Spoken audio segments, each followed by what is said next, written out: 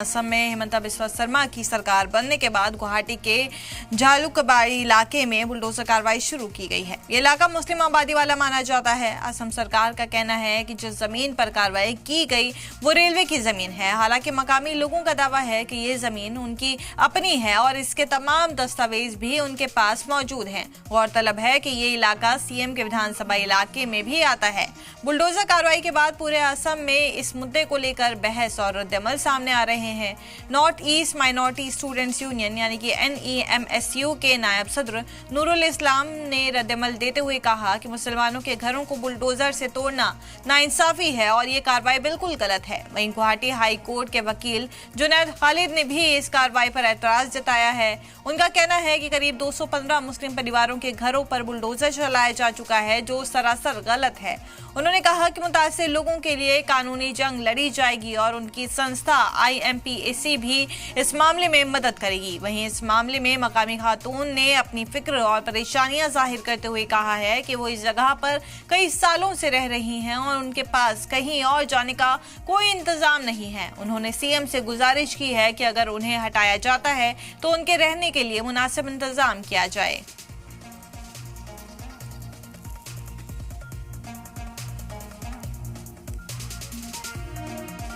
असम के गुवाहाटी शहर के अंदर पिछले 2 दिन से आदाबाड़ी इलाके, गुवाहाटी शहर के आदाबाड़ी जालुकबाड़ी इलाके में आपका बुलडोजिंग का असम गवर्नमेंट के द्वारा बुलडोजिंग चल रहा है। इसमें तकरीबन 300 से ज्यादा मकानात असल मुसलमान लोगों का अक्सरियत है। उसमें बुलडोजिंग किया जा रहा है।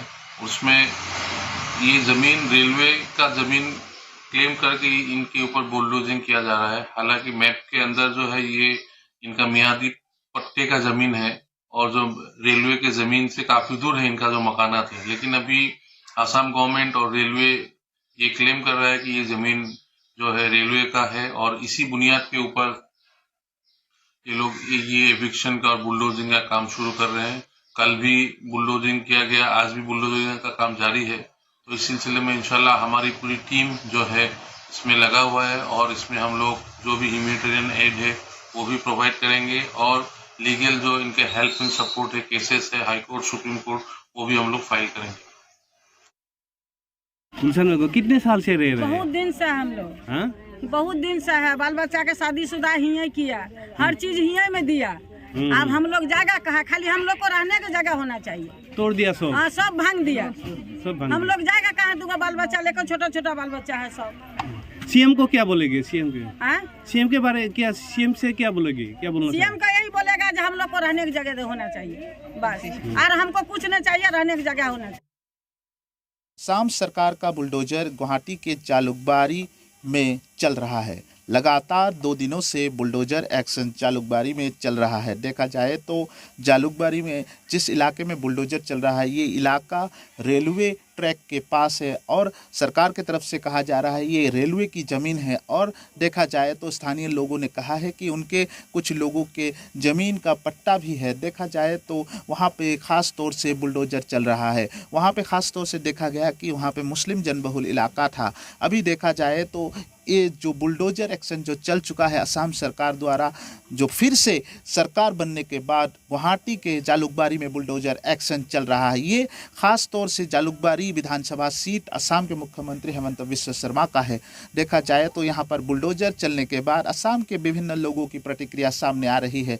North east minority student union के लीडर की जो नूरुल इस्लाम है उन्होंने भी अपनी प्रतिक्रिया जाहिर करते हुए नाराज़गी व्यक्त की है। वहीं दूसरी और कुछ कानूनी जो सलाहकार है उनकी भी प्रतिक्रिया सामने आ रही है। देखा जाए तो कानून के सहारा लेंगे वहाँ के जो लोग हैं जिनके घर में बुलडोजर चला है, कानूनी सहारा लेंगे। देखा जाए तो लगातार जालुकबाड़ी में जो रेलवे की ज़मीन कहा जा रहा है उसमें बुलडोजर चल रहा है। सरकार ने साफ कह दिया कि ये रेलवे की ज़मीन है और यहाँ पे जो ख़ास तौर से लोग बैठे हुए थे जो अवैध तरीके से बेच रहे थे। देखा जाए तो लगातार जालुकबाड़ी में अवैध दखल क्लियर किया जा रहा है, खाली करवाया जा रहा है, बुलडोजर एक्शन चल रहा है और उसकी खास प्रतिक्रिया असम के हर एक जिले से भी आ रही है।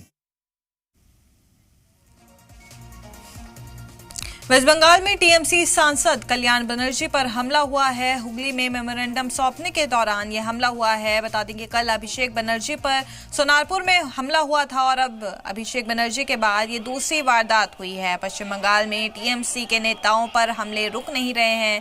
कल टीएमसी सांसद अभिषेक बनर्जी पर हमला हुआ था और आज टीएमसी के एक दूसरे सांसद कल्याण बनर्जी पर हमले की यह घटना सामने आई है। बता दें कि हुगली में टीएमसी सांसद कल्याण बनर्जी को लोगों के विरोध का सामना करना पड़ा है और मेमोरेंडम सौंपने के दौरान उन पर यह हमला हुआ। वहीं कल अभिषेक बनर्जी के ऊपर सोनारपुर में हमला हुआ था।